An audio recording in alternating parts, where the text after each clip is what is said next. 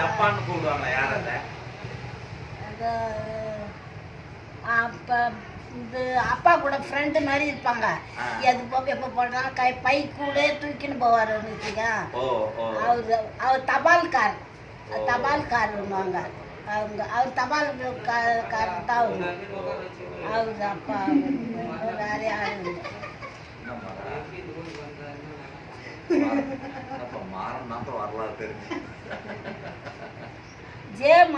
JP Maran அவரு. எப்போ அவரு புக்கு வந்துச்சு, அதில் ஜேபி மாறன் ஒரு இது போட்டிருந்தாரு. பார்த்த ஒரு கவிதை போட்டிருந்தாரு. ஜேபி மாறன் எல்லா பேரும் இருந்துச்சு. அதில் வந்து படித்தேன் புதுசாக. அதில் வந்து இதை பற்றி இயேசு கிறிஸ்துவை பற்றி படித்தேன். அவர் சில அவர் மக்கள் படிப்பு திறப்பு விழாவில் தான் பழமலையா பேசினாங்க. தமிழ்தாயின்னு சொல்கிறோமே, அது வேற யாரும் இல்லை, நம்ம ஜெயசுந்தரம் அம்மா கோவிந்தம்மாள் தான். அதை சொன்னவர் ஒரு பெரிய கவிஞர், தமிழ் பேராசிரியர் சொல்லுங்க தான் அம்மாவை சொன்னார். இவனுங்களுக்கு அண்ணாதுரைன்றா இன்னும் முதல்ல எழுதி காட்டினவங்க எங்கள் அம்மா தான் சொல்லிவிட்டேன். பிள்ளைக்கு நான் எவ்வளோ கண்ணீர் விட்டேன். இது திறக்கிறதுக்கு வந்து காமராஜர் வந்தாரா? ஆமாப்பா. இது நம்ம தெரு இந்த சென்டர் திறக்கிறதுக்கு கக்கன் அப்போ கக்கன் வந்திருக்கிறாரு. ஏன்னா அந்த கல்வெட்டுல எழுதிருக்காங்க கக்கன்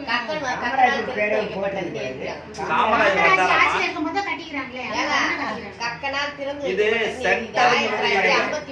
சென்டர்ங்கிறது எதுக்காகமா சொல்றாங்க?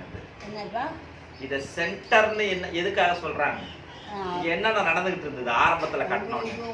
என்னன்னா பாப்பா டவுல் இருந்துச்சு, விளையாட்டு ஜாமான் இருந்துச்சு, மெடிக்கல் இருந்துச்சு, புக்கு இருந்துச்சு, மரபீரோவில் புக்கு இருந்துச்சு, மிஷின் இருந்துச்சு. அப்பா நான் எல்லாம் ரேடியோ இருந்துச்சு. அதை பாட்டு வரும். எல்லாம் இது கவர்மெண்ட் இது வீடியோ கண்ட்ரோல்ல தான் இருந்துச்சு. இருந்துச்சு அப்படியே இருந்தது. அதில் எல்லாம் போய் படிப்பாங்க, பாடுவாங்க. இது நம்ம ஊருடைய அறிவு மையம். அறிவு மையம்.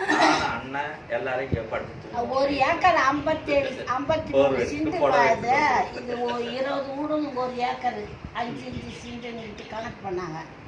மீதி காலை வந்து என்ன பண்ணுறதுன்னா எங்கள் வீட்டு வாத்தியாரும் அந்த காணியம் வீட்டு வாத்தியாரும் இன்னொருத்தருன்னா எங்கள் பிள்ளைங்களுக்கு பால்வாடி வேணுங்க சொல்லிக்கிறாங்க. அப்பா மாதிரி அது அப்பா எல்லாம் கூட்டிகிட்டு கேட்டுக்கிறாங்க. எப்படி உங்களுக்கு பால்வாடி வேணும்னு சொல்லிட்டு அந்த கிழமை பண்ணிட்டு அந்த இடத்த பால்வாடி கட்டிட்டு இதெல்லாம் சறுக்கு மரம் என்ன ஊஞ்சில் எக்ஸசைஸ் நீங்க சறுக்கு இதெல்லாம் ஊஞ்சல்லாம் பார்த்தீங்க. ஆனா இங்க ஒண்ணு இருந்துச்சுல்ல ஊஞ்சல் நிறைய இருந்ததுங்க. அந்த ஊஞ்சல் எல்லாம் இருந்தது, நானும் பார்த்துருக்கேன். நல்லா இருந்துச்சு. அப்புறம் இதெல்லாம் அப்படியே விட்டாங்க. அப்புறம் அது விளையாட்டு மைதானம் ஆக்கினாங்க. அப்புறம் விளையாட்டு மைதானம் கேட்டு இது பஞ்சாயத்தில் முடிவு பண்ணி இந்த ball ring ball, throw ball, volleyball எல்லாம் கேட்டு கொடுத்து வாங்கி அதை கட்டி அடிச்சு விளையாடினாங்க.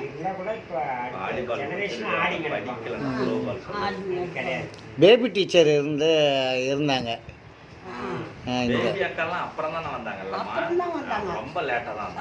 ராஜா பண்ணிட்டு பொண்ணு அது வந்து கருங்குயிலேருந்து அது போயிட்டு அவங்க மெட்ராஸ்லேருந்து அவர் பேபி அப்பா அம்மா வந்து அவங்க அப்பா ஒரு அகதியா இருக்காரு. ஏழுமலை பேர் எங்க படிச்சாங்க? Teacher training படிச்சாரு. ஏழுமலை பேர் விழுப்புரத்துல தான் படிச்சாரு. அவங்க 2 பேரும் படிச்சுக்கிறாங்க.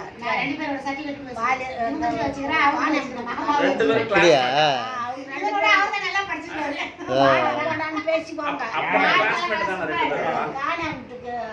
தாத்தாவும் அவரும்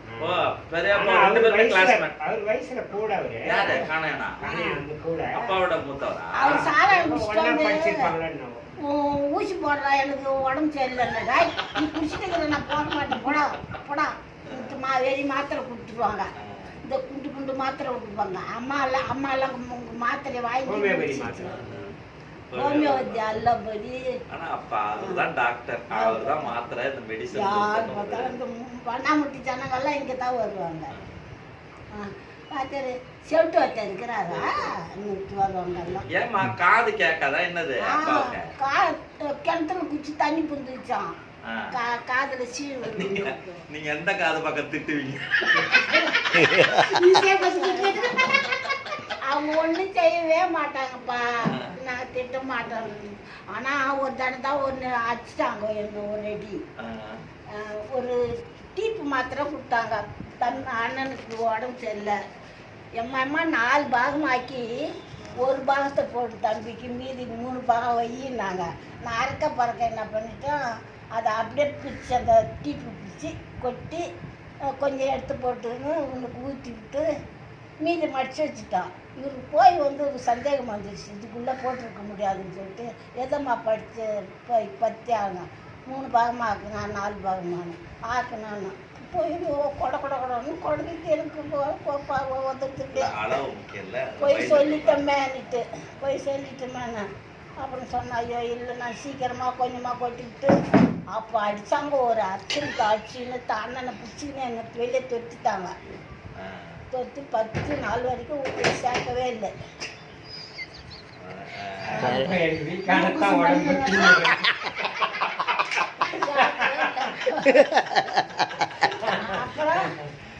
அப்புறம் யாரா எங்க அண்ணனை போயிட்டுன்னு வந்து போலீஸ்காரரா இட்டுன்னு வந்து அப்புறம் பஞ்சாயத்து பண்ணி என்ன விஷயம் நடந்து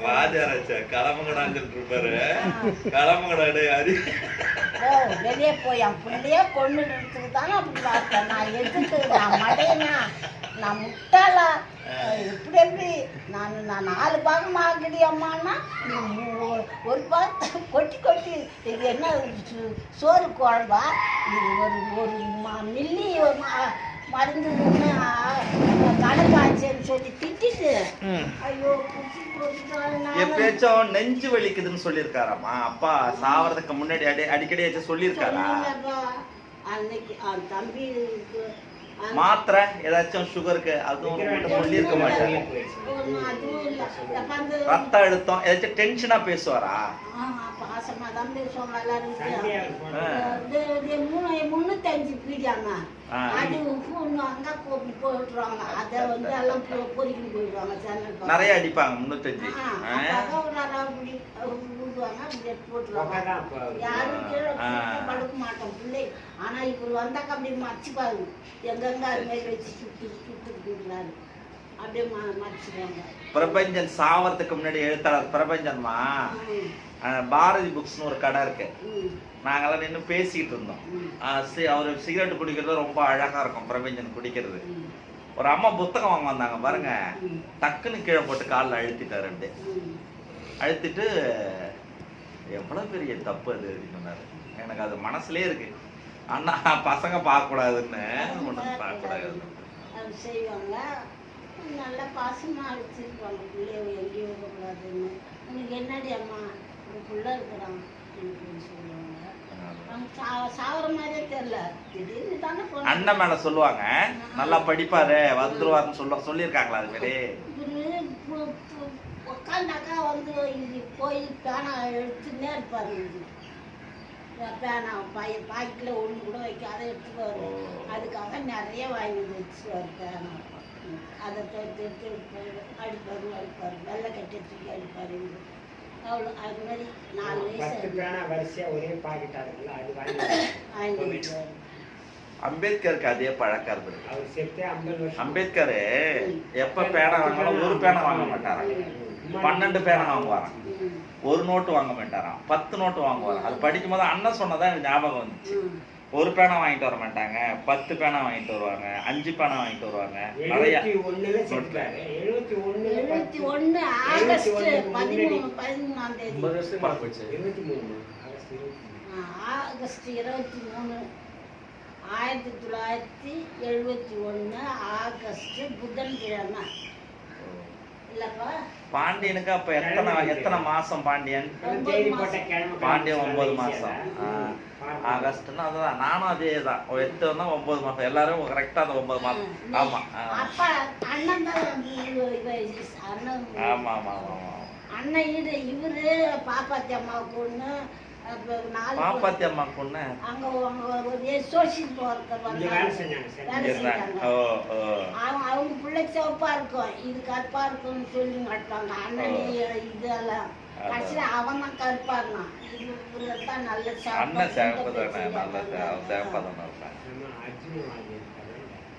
அர்ஜுனவாதி இதுல விக்கிரவாணி அவங்க அக்கா இருக்கிறாங்க பாரு, அவங்க பேரன்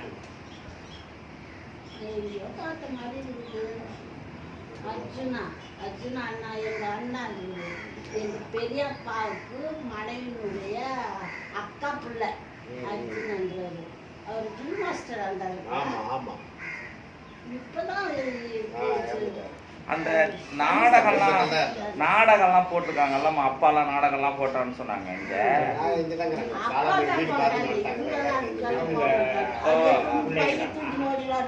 அப்பா நாடகம் போட்டாங்க. அப்பா இவரு யாரு, ஐநாத் பெரியப்பாவா? ஐநாத் பெரியப்பா நடப்பாரா? நாடகத்துல நடிப்பாரு. இந்திரா காந்தி அக்கா அப்பா. நல்ல நிலையில இருக்காங்க.